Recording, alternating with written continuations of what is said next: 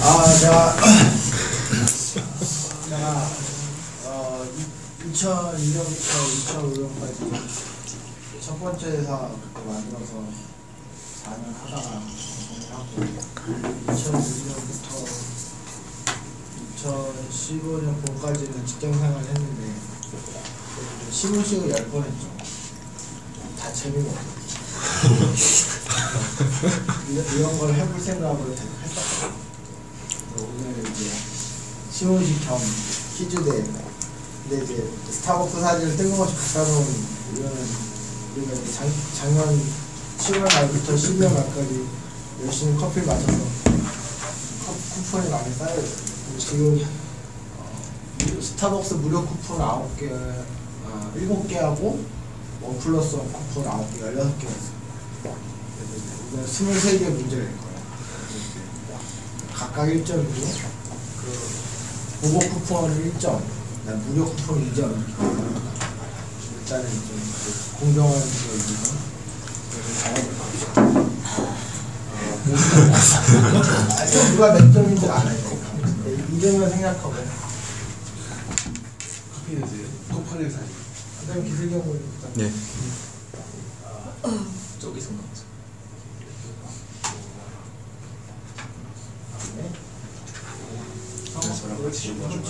네. 이효경,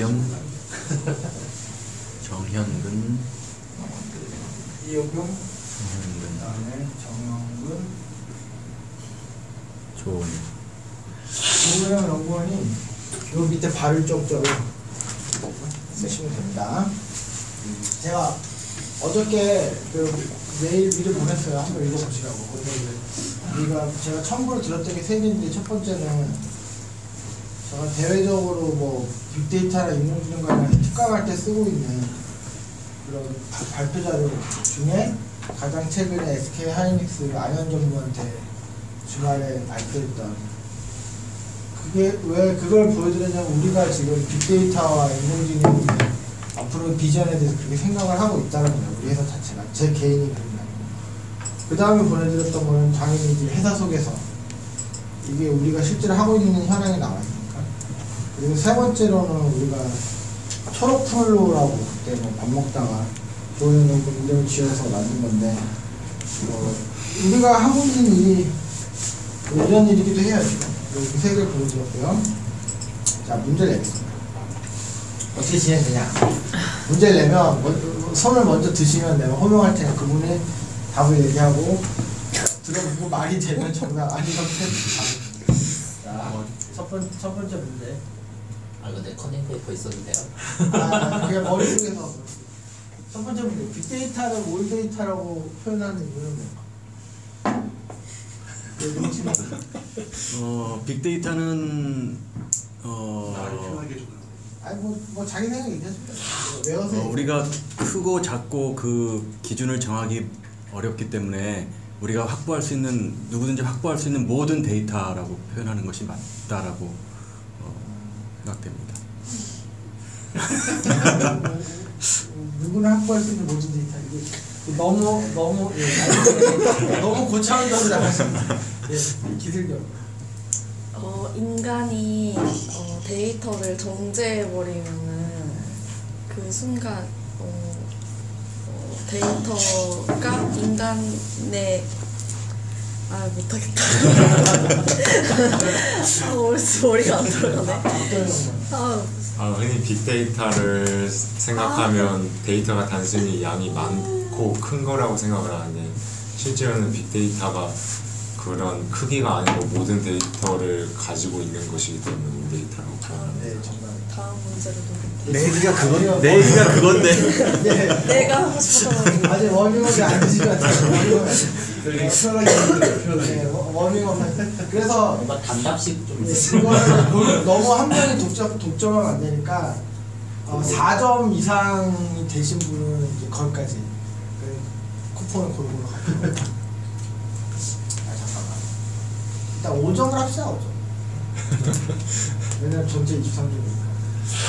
5점까지. 네? 두 번째 문제. 빅데이터와 AI가 서로 필요한 정치가 일단 들고 오는 거죠.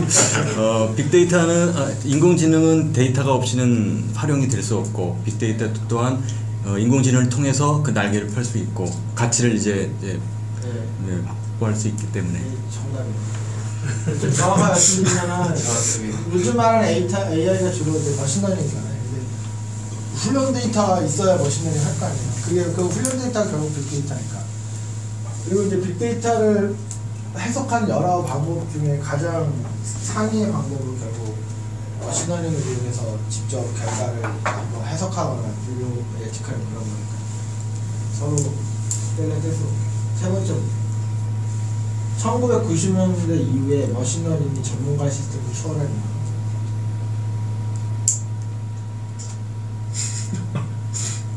비슷하게만 얘기해서 1990년대 이후에 이제 하드웨어의 발달로 인해서 하드웨어의 발달로 인해서 이제 막 크고 많은 양의 데이터를 저장할 수 있게 되었고 또 그것도 있고 그 저장 매체의 발달과 또 하드웨어 CPU 그런 이제 컴퓨터 시스템의 발달로 인해서 처리 속도가 빨라졌기 때문에 AI가 더 가속화되고 그렇기 때문에 전문가 시스템보다 이제 단순 계산하는 머신러닝이 훨씬 속도가 더 빨라졌기 때문에 이제 상당히 좋아졌습니다. 예, 뭐 제가 생각한 건 아니지만 그 정도로 맞다고. 우와. 근데 이제 이 컴퓨터 떠오르네. 잠깐만.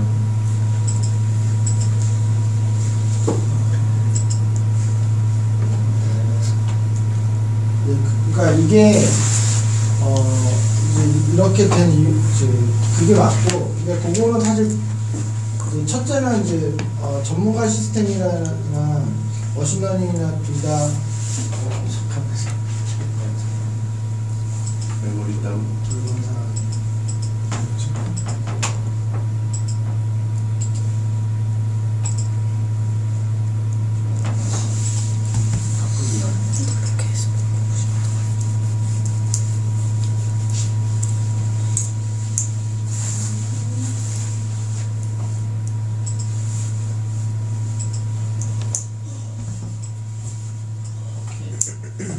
자, 이게 조금 자세히 설명을 하면 머신러닝이나 전문가 시스템이나 둘 다 에이전트를 훈련시키는 거잖아요. 훈련된 에이전트가 이것저것 하는 건데, 그러니까 전문가 시스템은 그 에이전트를 어떻게 훈련시키냐면은 변호사, 의사 같은 전문가들이 훈련을 시키는 거예요. 그래서 자기의 어떤 전문 지식을 에이전트에 넣는 방식이고, 머신러닝은 이렇게 알다시피 우리가 빅데이터를 훈련 데이터로 삼아서 이제 에이전트 훈련시키는 방식. 이렇게 되다 보니까 전문가 시스템은 인간이 생각할 수 있는 것만 훈련시키는 거야, 한마디로. 근데 머신러닝은 그 이상이 될 수도 있는 거죠. 항상 그런 건 아니고. 근데 제가 이거를 밖에 나가서 얘기할 때는 전문가 시스템은 인간의, 그러니까 지식이라는 게 형식지와 암묵지가 있는데 형식지 위주로 훈련시킬 수밖에 없고, 이제 머신러닝은 형식지와 암묵지를 같이 훈련시킬 수 있는 가능성이 있고, 그렇게 될 수 있었던 거는 기술적으로 아까 말한 그런 거죠. 이제 그렇기 때문에 추월할 수 있었다. 자, 저거죠? 네 번째 문제. 요건 좀 어려운 것 같은데, 뉴럴 네트워크의 기술적 한계를 극복하고 딥러닝으로 탈바꿈 했을 때 원인이 한 9가지 있는데, 일단 컴퓨터가 좋아져서 계산이 빨라졌고, 그리고 데이터가 많아졌고, 그리고 드랍아웃 때문에 레이어층을 늘릴 수 있었어. 이걸 타겟팅해서 준비하고 있었어요. 정답. 드랍아웃이 뭐예요, 드랍아웃? 자, 이걸 한번 알려드릴게요. 보시면. 이쪽으로 자, 보시면 이렇게 9가지 맞아요. 그러니까 훈련 데이터가 많아졌다. 컴퓨터가 아까 얘기한 거죠. 컴퓨터가 싸지고 뭐 GPU 덕분에 계산이 빨라졌다. 클라우드 컴퓨팅 목표는 데이터는 쉬워졌고, 전처리를 성의있게 하면 좋아진다는 확신을 좀 하게 됐고, 액티베이션 함수로 다른 것도 쓰게 됐고, 레일 같은 거 드랍아웃을 하면 경험적으로 좋다는 걸 또 알려줬고, 뭐 데이터 로봇이나 세이즈 메이크 같은 걸로 하이퍼 파라미터 자동화 해주는 방법이 생겼고, 크게 이제 예전에는 모든 문제를 같은 방식으로 풀었는데 지금은 CNN 계열과 RNA 계열로 크게 양분됐잖아요. 그래서 문제 특성에 맞게 좀 문제를 푸는 방법이 특화되고 있고, 예전에는 모든 문제를 뉴럴 네트워크로 풀어가지고 결과가 안 좋은 게 많았는데 지금은 상황을 봐서 뉴럴 네트워크로 풀 필요 없는 거는 풀지 않음으로써 결과적으로 이길 확률이 높은 게임에 집중해서 이기는 그런 상황이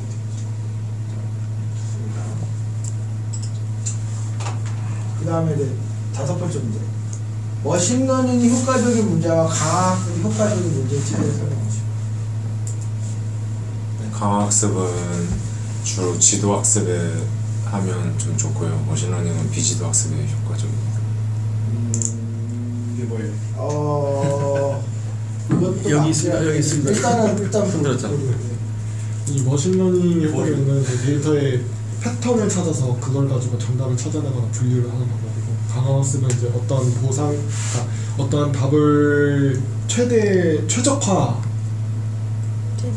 최적화된 그걸로 이제 찾아내는. 네, 두 분 다 맞는 걸 할게요. 그러니까 이게 사실 머신러닝도 지도학습에 많이 쓰기도 하죠.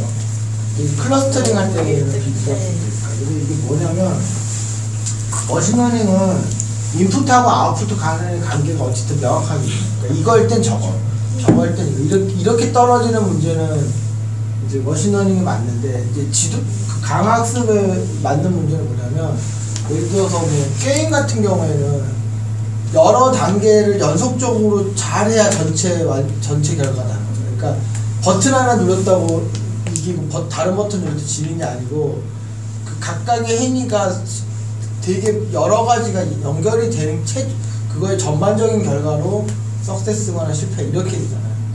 그러니까 이런 식의 문제는 강학습 같아요. 그러니까 우리가 뭐 예를 들어서 어느 시점에서 내가 주식을 사면은 돈을 벌고 팔면은 돈을 잃고 이렇게 인풋이 한 번의 액션이고 아웃풋도 거기에 대응이 하나고, 이런 식의 인풋 아웃풋 간의 관계가 1대1인 경우에는 머신러닝이 맞지만, 뭐 게임을 한다든지 뭐 예를 들어서 뭐 남녀가 오랜 기간 동안 연애를 한다든지 이게 그냥 한 번의 이벤트로 망하고 안 망하고 아니고 여러 단계가 이어져야 되잖아요. 그러니까 그런 와중에 어떻게 했을 때는 좋다, 어떻게 해서는 안 좋다라는 거를 우리가 알 수 있는 문제는 강학습. 그래서 이제 뭐 그 아타리 게임 같은 거, 벽돌 게임 같은 경우도 보면은 그 되게 많은 단계의 결합이잖아요.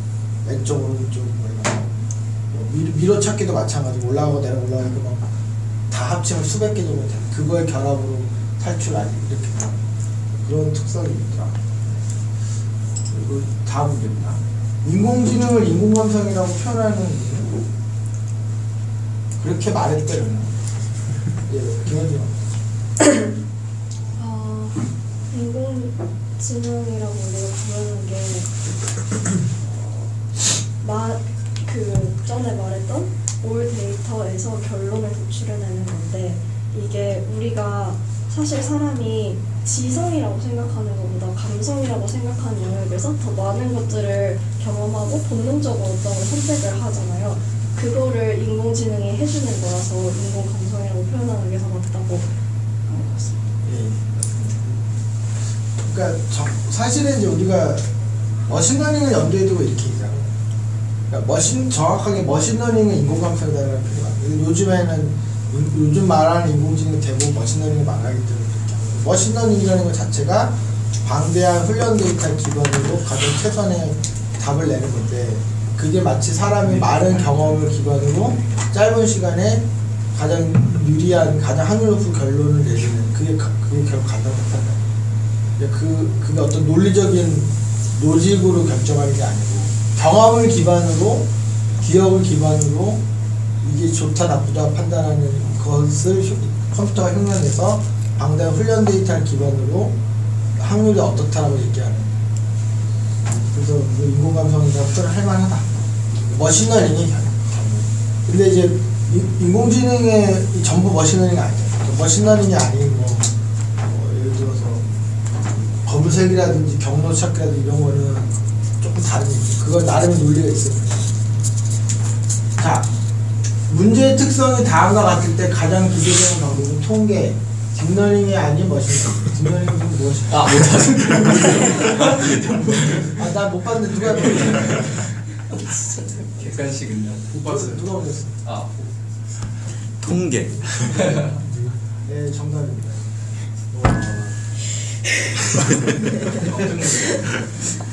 역시 단답형. 같이 쓰는 거 같죠? 같이 들었습니다. 같이. 그러니까 이게 시사점이 뭐냐면 딥러닝이 항상 최선이 아닌 거예요. 그러니까 이런 문제가 이런데 우리가 고객할 때 가서 뭐 굳이 딥러닝을 하셔야 된다 할 필요 없더라고. 그러면 그 사람은 돈은 돈대로 들고 시간은 시간대로 들고 뭐 우리는 또 고생들하고 돈대로 들고. 예전에 근데 뉴럴 네트워크가 왜 망했냐면 이런 문제도 뉴럴 네트워크 풀었다. 자, 그다음 인공지능 결과 잘 받아들여지면 기존의 통계적 방법에 비해 설득을 설명이 좀 부족하기 때문에. 네, 맞습니다. 우와. 그러니까 선두죠 지금. 우리가 근데 여기서 내가 좀 표현이 약간 미리 가정을 했었어야 돼. 지금 우리 여기서 말하는 인공지능은 다 머신러닝을 말하는 거지. 머신러닝을 말하는 거. 근데 머신러닝이 설명력이 떨어지죠. 근데 의사결정 트릭이나 이런 거 보면 그나마 그래 설명력이 있는데 뭐 랜덤 포레스트로 가면 블랙박스가 되고 이제 딥러닝으로 가면 아예 포기죠. 그러니까 이제 왜 그렇게 되는지를 상대방이 설명을 요구할 때 설명이 잘 안 된다. 그러면 이거에 대한 해결책은 그때 갔을 때 김병관 대표 이런 얘기를 했는데 이 방법을 이용했을 때 성과가 그렇지 않을 때부터 좋다라는 걸 보여주는 수밖에 없어요. 그러니까 알파고처럼 뭐 다 떠나서 이겼다 이런 식으로. 그러니까 우리도 지금 페이지 2에 그런 작업을 하고 있는데 우리가 긍정적으로 예측한 거를 투자한 사람이 그렇지 않은 사람보다 뭐 얼마나 더 좋았는지 대시보드로 표현하는 걸 지금 하고 있죠. 그러니까 그 가정을 설명하려고 들면 지능탕 싸움이 되는 거고 거기에서는 잠깐 빠져가지고 최종 결과가 거시적으로 더 좋다. 믿던지 말던지 이렇게 얘기해요. 스포츠 분야의 인공지능 활용이 다른 분야에 가장 앞서 있죠. 기술력. 다른. 결과가 바로 나왔기 때문에 강성이 네, 맞습니다. 무슨 관계? 그러니까 결과가 빨리 나오고 시합은 매일 있기도 하고 뭐 최소 1년에 한 번 올 수도 있고 그다음에 이제 기준이 명확하다. 스패라는 영화에. 그러니까 좀 저팀 그러니까 예를 들어서 이번 아시안컵 한단 말이야. 조에서 나서 우리가 중국한테 져. 예를 들어 질 것 같지 않죠. 지면은 좀 안 좋았잖아, 그치? 중국이 우리보다 잘하는 것 같잖아. 뭐 잘할 리가 없는데 그래도 인정해야 되는 거야, 졌으니까. 근데 다른 분야에서는 그렇게 안 된다는 거야. 그러니까 결과가 명확해도 막 설명이 막 붙어요. 이런 구조를 포함해서. 그래서 스포츠 분야의 인공지능 활용이 항상 제일 빠르고 여기서 어떻게 되고 있는지 보면은 그게 몇 년 뒤에 다른 분야의 상황이 나. 인공지능을 잘 활용하기 위한 조직이 되기 위해서 어떻게 해야 되냐. 이건 주관식이니까. 예. 뭔가 수직적인 구조로 위에서 명령해서 그걸 아래에서 수행하기보단 아래쪽에서 먼저 데이터에 대한 판단을 하고 그것에 대해서 위쪽으로 올라갈 수 있는 형태의 바로 탑 방식 기대해야 됩니다. 네, 그러니까 이거는 뭐 정답입니다. 그러니까 탑다운으로 위에서 하자고 해서 내려오는 형태로만 되는 게 아니고, 그러니까 이때 실무진부터 이런 이해와 시도가 쌓여야 되고, 바텀업이 어느 정도 된 상태에서 탑다운으로 내려오는 흐름이 같이 만나야 그게 된다라는 얘기를 하고 싶은 거고, 두 번째는 기술만 덜렁 활용해서 되지 않고 이런 과정이 전반적으로 돼야 된다. 이게 결국은 이제 회사의 리소스를 어디다 우선적으로 쓸 것인지, 회사의 시스템과 문화를 바꾸게 되고요. 그다음에 신사업을 추진하는 어떤 메커니즘으로 신기술을 이용해야 되는 거예요. 이거와 관련해서 최근에 누가 나한테 보내준 것 같은데, 그 앤드류 응 교수가 그 어떤 회사가 AI를 잘 활용하는 회사가 되기 위해서 어떻게 해야 되는지 쓴 10페이지짜리 누가 나 더 읽어보면은 쭉 읽어보면 되게 유용한 내용입니다. 일단은 빨리 파일럿을 만들어서 일단 사례를 작은 성공 사례를 만들고 그걸 가지고 사람들한테 확신을 주고 뭐 이제 그걸 전담하는 팀을 만들고 뭐 이런 단계가 있어요. 근데 그 구체적인 단계는 각각의 조직의 현실에 맞게 하면 되고 이제 그런 식으로 그러니까 기술이 좋은 게 중요한 게 아니에요. 좋은 기술이 그러니까 기술이 첨단인 게 중요한 게 아니고 그 조직 자체가 인공지능을 잘 쓸 수 있는 조직이 돼요. 근데 사실은 우리 회사는 상대 회사가 그렇게 되는 걸 돕는 일을 하는 회사라고 볼 수도 있어요. 이 회사 자체가. 그렇죠? 그러니까 그 회사 밖에서 그러니까 그런 사례를 만들어주고 또 그거 하는데 필요한 게 뭔지를 조언을 해주고 필요한 걸 우리가 만들어주는 거예요. 자, 11번 문제. 앞으로도 AI가 할 수 없고 인간이 더 집중해서 해야 될 일은 어떤 것인가? 이거는 완전 주어지고. 가치 판단입니다. 가치 판단. 내가 듣다. 두 가지. 그러니까 가치 판단은 컴퓨터가 못해. 왜냐면은 컴퓨터는 사례를 가지고 최선을 얘기를 하는데 가치 판단이라는 거는 사례랑 일치하지 않거든. 그러니까 예를 들어서 내 주변 친구들을 보니까 거짓말하고 사기치는 애들이 그렇지 않은 애들은 항상 부자가 된 거야.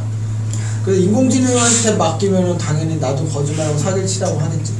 머신러닝 하면 그렇게 나오죠. 근데 가치 판단을 하면 그런 사례가 많은 건 내가 알지만 옳지 않으니까 나는 옳은 길을 간다가 그게 가치 판단. 그러니까 가치 판단을 하는 인류가 있었기 때문에 우리가 지금 이 시점에서 서로 죽이지 않는 거야. 무슨 얘기냐. 그러니까 그게 그렇게 된 게 몇천 년 안 돼. 그러니까 불과 한 1000년 전만 해도 그 유럽 중세 시대 보면 다큐멘터리 같은 데 보면은 이유 없이 사람이 죽는 일이 너무 많은 거야. 그래서 검시관이라는 제도가 있어. 그러면 이제 내 자녀가 갑자기 죽은 거야. 그러면 검시관한테 돈을 주면 검시관이 이제 얘가 어떻게 죽은 것 같다고 써줘. 근데 그 검시관이 사실은 이제 그걸 명분을 또 돈을 뜯는 거예요. 그러니까 이제 그러니까 검시관이 하나 이제 장사였단 말이야.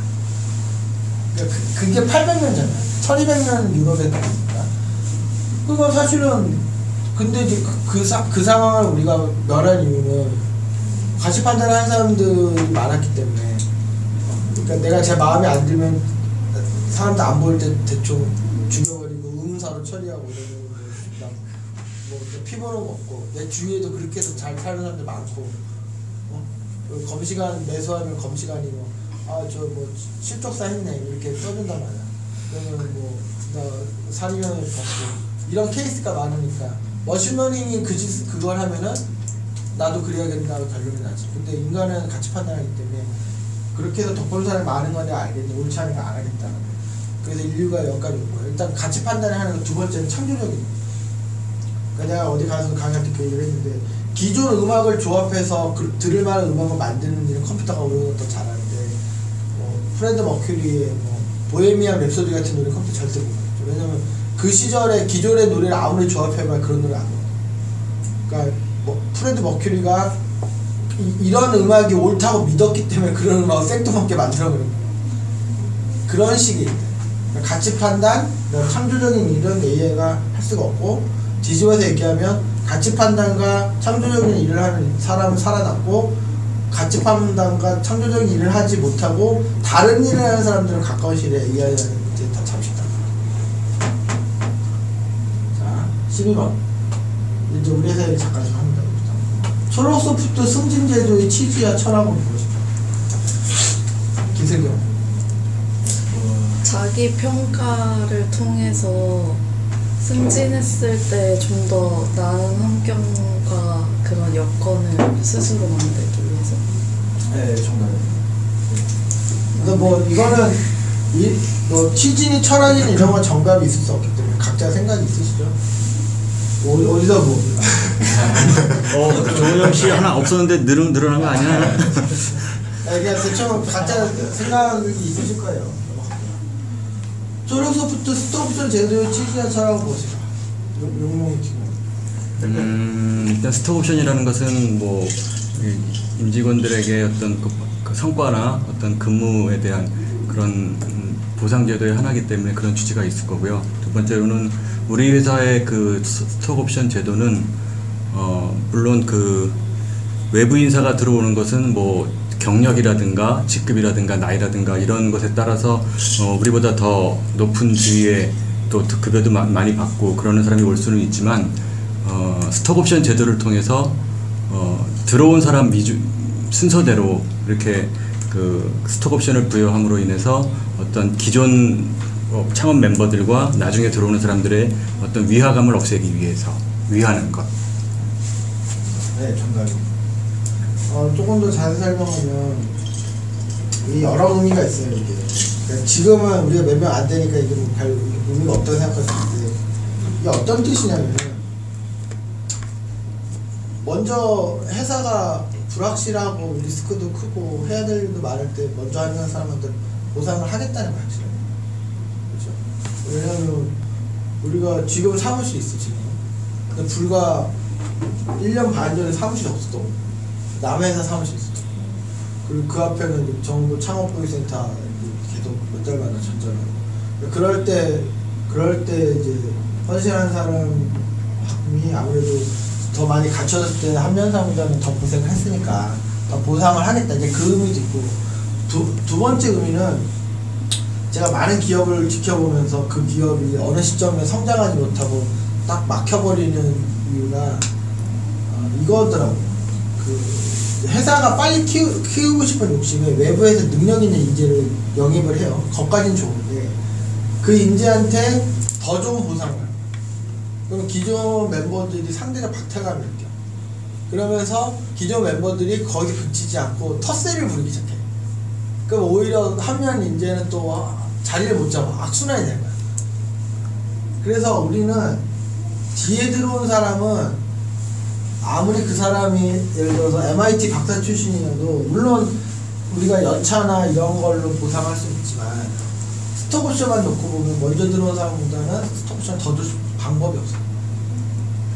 그래서 상대적 발탁감을 느끼지 않게 하겠다. 근데 이 말의 뜻은 먼저 들어와 있는 사람이 공무원처럼 야 내가 먼저 번호표 끌었으니까 됐다가 아니라 뒤에 들어올 능력 있는 사람들보다 더 능력을 갖추기 위해서 미리 필사적으로 노력을 해놔야 된다. 그래서 책임연구원을 낼 때 경영자를 보내는 거예요. 만약에 뭐 여러분 뭐 이렇게 주말에 뭐 모두의 연구소 가기도 하고 다들 공부 열심히 하잖아요. 그런 걸 안 해놓으시면 어떤 일이 벌어지냐면 앞으로 진짜 능력이 있는 12번째, 13번째, 15번째 멤버가 와.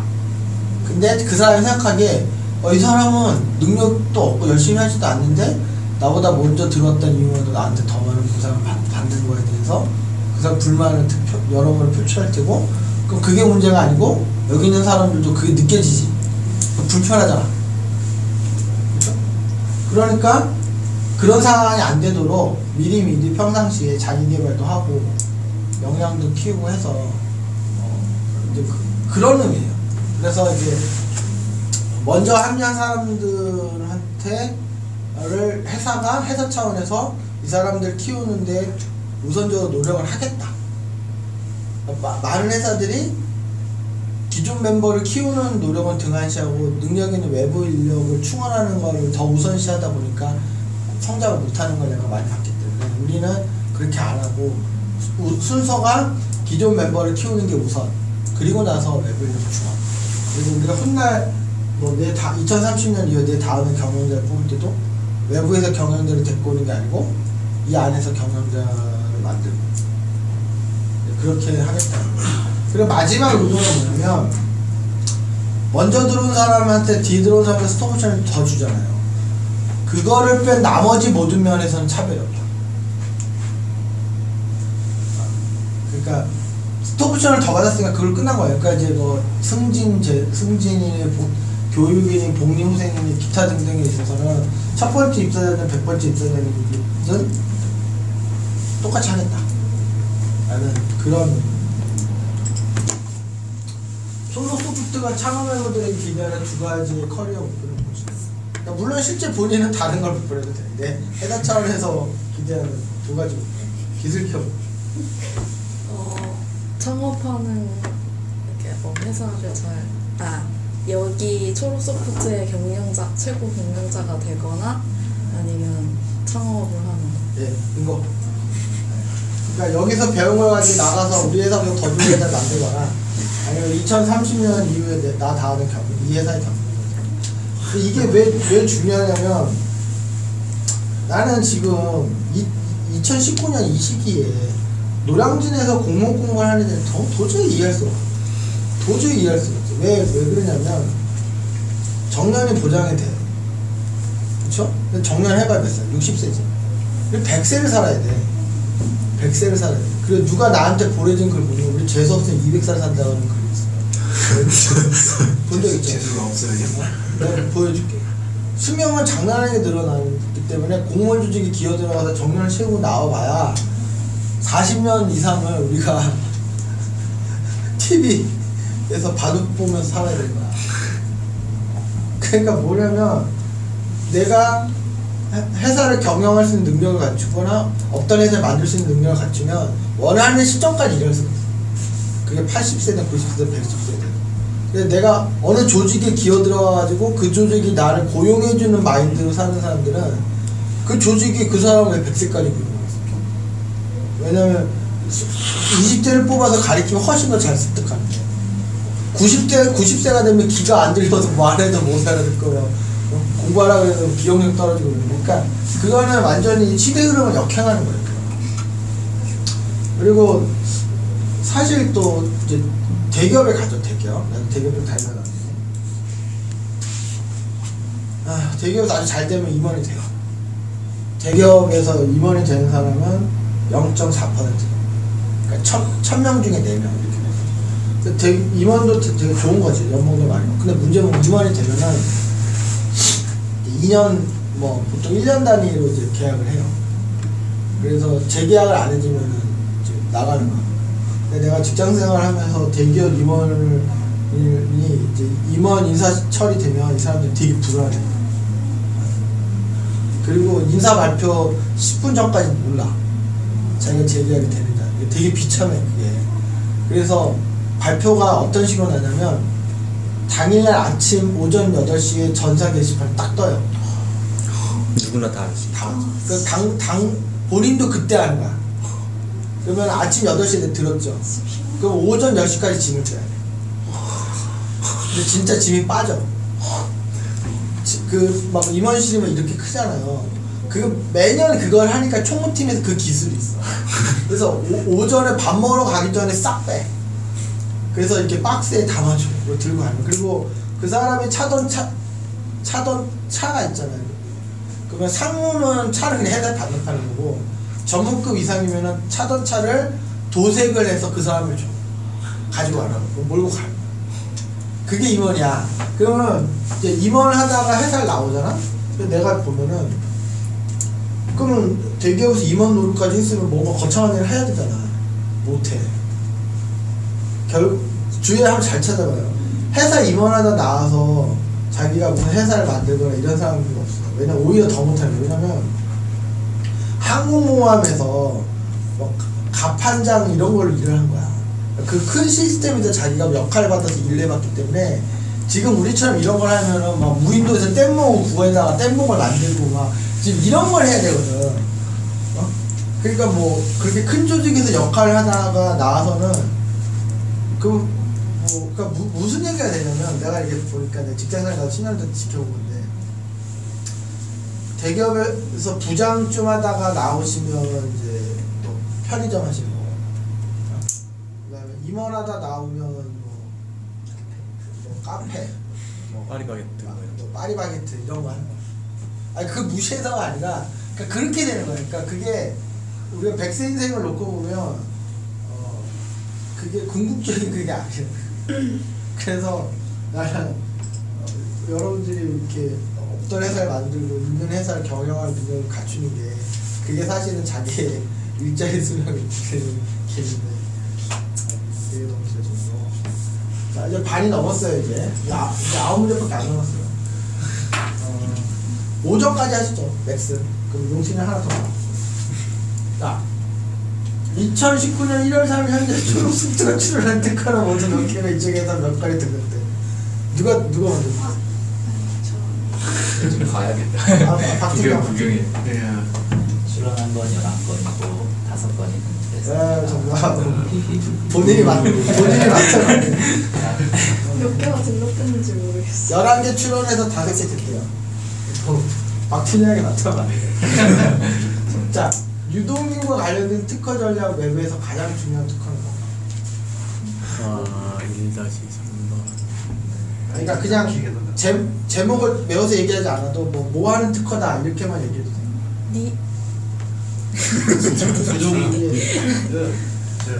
정특이야. 유동인구 패턴 정보를 분석해서 입점객수 예측. 입점객수를 예측하는 데이터. 그게 아니에요. 그거 아니야? 그게 아니에요. 제일 중요한 특허 그게 아니에요. 이럴 수가 없지. 빨간색 써 있어. 아유 답이 있어. 그러니까 뭐 하는 특허야? 뭐를 하는 특허야? 그냥 설명 그렇게만 하죠. 데이터 원. 김현. 유동인구 데이터를 확보하는. 자 보시면 니즈 이동 정보 데이터베이스 구축. 정답을 할게요. 그러니까 원형식. DB를 구축해야 될 거 아니에요. 근데 이게 어떤 DB냐면 유동인구가 뭘 원하고 있고 그 뭘 원하는 유동인구가 어떻게 흘러가는지 우리가 니즈 트래픽이라고 얘기한 걔를 DB화하는 이 부분이 전체에서 핵심 연결고리예요. 말할 거야. 그러니까 우리가 만약에 이거를 등록을 못 받으면 이 전체가 큰 의미가 없는 요게 제일 중요한 특허. 자 17번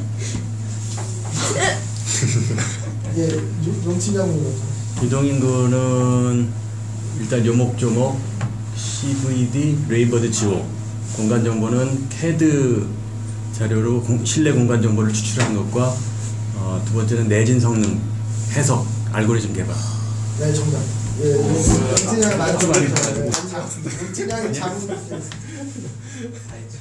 뭐 이거는 뭐 우리가 달달 외울 수는 없고 대충 알잖아요. 유동인구는 요목조목이 당연히 있을 테고 이렇게 그다음에 교통연구 의뢰 받아서 이제 지나가는 행인들과 차량을 찍은 거에서 이제 번호판하고 얼른 분류 처리하는 거 그것도 뭐 유동인구와 관련된 걸 볼 수도 있을 테고 레이버드 지오도 있고 뭐 이렇게 있는데 사실 유동인구 관련해서 우리가 직접적으로 매출된 건 별로 없어요. 근데 우리가 유동인구 분야에서 오랜 기간 시행착오 겪었던 것 자체가 우리 회사 경쟁력이 되니까 그리고 공간 정보는 이제 건강하고 하는 문제고 그 다음 이제 스포츠 헬멧 분야에서 기술 경험 드래프트 DNA, 딥볼, 퓨즈. 예 정답입니다. 좋습니다. 갑자기. 자 19번 달리겠다. 자 빠른 건. 내가 교육 정답. 그러니까 우리가 다른 개발회사는 다른 게 뭐냐면 다른 개발회사는 개발만 한다고요. 근데 우리는 컨설팅도 실제로 하고 있고 제가 누가 나 부르면 가서 커피 얻어 마시고 컨설팅 해줄 거예요. 우리 회사가 IBM이었으면 내가 돈 1,000만 원 받고 하겠지.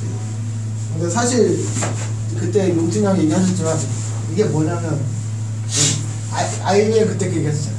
IBM 다니던 사람이 컨설팅 비용 몇 천만 원 받고 해주다가 그 회사를 나와서 똑같은 일 하는데 돈을 못 받는 거야. 그러니까 컨설팅이라는 게 그 건의값이거든. 그래서 만약에 우리 회사 앞으로 되게 커지면은 내가 가서 한 30분 얘기해주고 한 1,000만 원 청구할 수 있지. 근데 아직은 우리 회사가 그렇게 안 되니까 돈 안 받고 컨설팅을 해주고 그 다음에 뭐 교육 뭐 이번에도 뭐 서울대에서도 1월 23일에 자기들 워크숍 하겠다고 가서 떠들고 뭐 이런 걸 하고 그 다음에 제안을 하고 설계를 하고 실제 개발을 하고 이런 일들을 우리가 지금 전반적으로 하는 거예요. 근데 이게 이럴 수 있었던 거는 우리가 유동인구 분야에서 뺑이를 쳤기 때문에 그랬기 때문에 이 전반적인 게 본의 아니게 된 거예요. 이 사이클. 그래서 많은 분들 의구심을 갖는 게 하다못해 모두의 연구소만 가봐도 거기 있는 사람들이 우리보다 딥러닝 자체가 더 잘하는 것 같은 사람도 있잖아. 그치? 앞으로 가면 거기서 느끼잖아. 근데 그게 중요한 게 아니라는 거야. 그 걔들은 이것만 얘기하는 거야. 그러니까 이게 일이 되게 하려면은 이런 사이클이 다 돼야 되는 거지. 그러니까 컨설팅 교육을 저만 하는 게 아닌데 내일 박도명 군이 GBS에 가면은 그것도 컨설팅 설명해주고 뭐 뭔가 피드백 해주잖아. 그래서 그런 기회를 자꾸 주는 20만. 자, 초록 소프트는 다양한 누가 먼저? 기술력. 아유. 어? 이거 저 헷갈리는 2019년 하반기. 정답입니다. 초록 소프트는 다양한 분야에서 이제 뒷면이 빠질게요. 기술 개발 응용을 장황 급제입니다. 똑바로 쳐줘. 기술 경우는 응용 별표. 장황 급제. 뭐야? 날라간 거야. 초록 소프트는 다양한 뒷면이 기술 개발의 응용을 계속하면서 기술과 내신을 쌓고 이렇게 다루는 실력 기반으로 올해 하반기부터 사업의 번영 집중하여 B2C 뒷면 제시와 솔루션 영역 집중하려 한다. 올해 상반기까지는 내실을 다지는 기회. 그래서 어제도 무슨 뜬금없는 회사가 전화가 왔어. 투자회사라고. 그 얘기 좀 해주세요. 투자 MBK 파트너스의 누구라고 전화가 왔는데 대표님을 바꿔달라고 그래서 대표님한테 이러이러한데 어떡할까요? 그랬더니 그래. 그래서 전화해서 지금 대표님이 통화가 곤란하다고 하니 이런 좋은 투자 때문에 전화한 건데 이런 좋은 기회를 발로 차냐고 이렇게 무례하게 전화를 받냐고 나한테 그런 거예요. 그래서 지금 무례하게 전화하는 분이 먼저 아니냐고 그랬더니 기분 상당히 나쁘다고 그러더라고. 전화 확 끊어버렸어. 그래서 뭐냐면 지금 많은 이 스타트업 상태가 이상하게 투자를 하는 쪽이 무슨 세이브 더 칠드런처럼 뭐돈 기부해주고 뭐 받는 거를 아니 거지여가지고 아니 감사합니다 아니고 투자를 받는다는 건 회사 지분을 주는 거기 때문에 왜 미래 가치를 주고 돈을 받는 거야? 공짜가 아니야. 그러니까 우리가 올해 상반기에는 투자가 필요 없어요. 지금 우리가 뭐 마케팅에 돈 쓸 것도 아니고. 근데 아마 올해 하반기 정도에는 투자를 받을 거예요. 그래서 지금 투자 관련해서 몇 군데만 얘기를 하고 있는데 제가 계속 미루고 있어요. 그러니까 이게 투자를 한번 받기 시작하면은 투자자가 원하는 사이클에 맞춰줘야 되기 때문에 이게 공짜는 아닌 거예요. 그래서 지금 그런 일들이 있는데 올해 상반기까지는 내실을 다지고 하반기 여러 상황을 보면 문제 3개 남았어요. 초록 소프트의 특허 중 초록 플로우랑 가장 밀접한 특허는 무엇일까요? 이게 각각 그건 좀 1-7에 이제 이게 뭐죠? 유도인구 데이터에 대한 학습 조건을 수정할 수 있는 일정일 수 있지 시스템. 자, 이거는 예전에 이창훈 전 팀장이 이걸 기여하고 나간 특허인데 우리가 이제 한마디로 얘기해서 딥러닝을 좀 자동적으로 할 수 있게끔 하자는 거예요. 수동으로 하지 말고.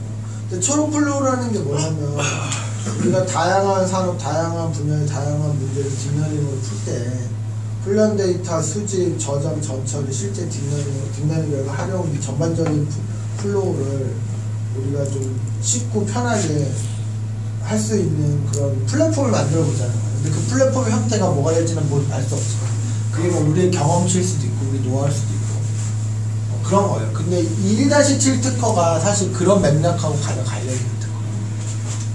그래서 이렇게 보시면 돼요. 만약에 딥러닝으로 푼 사례가 전혀 없는 희한한 문제 뭐 예를 들자면 이런 거야. 내가 바로 생각나는 게 떠들면은 히말라야 막 등산인들이 막 올라가잖아요. 그러니까 어떤 경로로 올라가는 게 가장 빠르고 안전한지를 그때 기상 상황이나 여러 컨디션에 따른 딥러닝을 알려주는 문제가 필요하다고 쳐. 그러면 이거 완전 창의적인 문제잖아. 근데 그거를 우리 회사가 풀 때 우리는 그 경험이 있고 노하우가 있으니까 좀 빨리 할 수 있고 시행착오를 줄여서 할 수 있을 테고 다른 딥러닝 회사는 이제 그거를 하려는데 우리도 시간이 많이 걸리고 할 거라고. 그러면 우리가 남들보다 빨리 할 수 있고 잘할 수 있다면 그 자체가 플랫폼이야.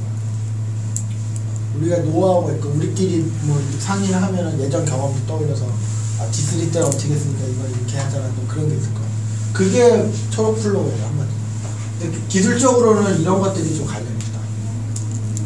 자, 2개 남았어요. 자, 체크했네? 네. 2019년에 매출이 실현되는 새로운 프로젝트들을 기대되는 결과시고. 소주. 아미시스라고. 아미시스. 그리고 유아용품 그 추천 시스템하고 D3 네, 정답입니다. 그러니까 디스트리 페이지 2는 원래 정해져 있는 거니까 우리가 빗선하고 뭐 얘기가 좀 되고 있고 그쪽 거기가 이제 12개 거래소 연합해서 마치 신용카드와 같이 뭔가 중간에서 결제 정산을 대행해주는 사업을 준비하고 있죠. 그런 좀 아미시스가 있고 유아용품 분야 넷플릭스도 있고 한국도로공사 쪽은 조금 얘기가 잘 안 되고 있고 그다음 나이스 쪽은 뭐 경주시 관광공무단지 거는 계속 그런 상태예요. 약간 답답한 상태. 그런 정도가 있습니다. 자, 마지막 초록풀을 통해 향후 초록숙도가 수익을 얻을 수 있는 2가지 방법을 설명하시고. 제가 할게요. B2B랑 B2C. 조금 더 정확하게. B2B 같은 경우에는 뭐 외주 같은 거 들어오면 거기서 지금 우리가 하고 있는 거 이거 한 가지 방안이 있고 두 번째는 이제 하반기에 할 B2C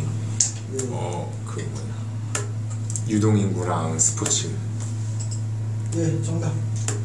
이렇게 볼게요. 그냥 초록플로라는 이름은 사실 우리가 작년에 우리가 개발비를 잡기 위해서 급하게 만든 개념이긴 한데 우리가 하고 있는 일이 초록플로우를 만들고 있는 거다라고 봐도 된다고 했죠.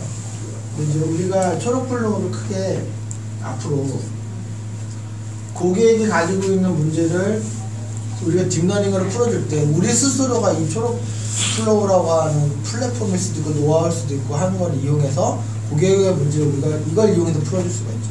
그럼 이게 결국 B2B가 될 테고 두 번째는 우리가 고객들한테 초록플로우라고 하는 플랫폼을 제공하고 이거 관련된 교육을 해준다든지 뭐 예를 들어서 유지보수나 기술 지원을 한 다음에 고객이 직접 문제를 풀고 우리가 이제 사용비를 많이 받을 수 있다면 이게 이제 B2C가 되는 거죠. 이제 문제는 다 끝났습니다. 그래도 내일 잘 찍어서 이게 23개 맞죠? 24개를 왜 제가 중국어로 그럼 내가 알아서. 자, 그래서 이제 기초대회 끝났고, 그러니까 이게 우리가 하고 있는 일이에요. 올해 할 일이. 그래서 올해 뭐 할 줄 알겠죠? 이게 신문식이었어요. 그래서 올해 이런 식으로 해봅시다. 네, 끝.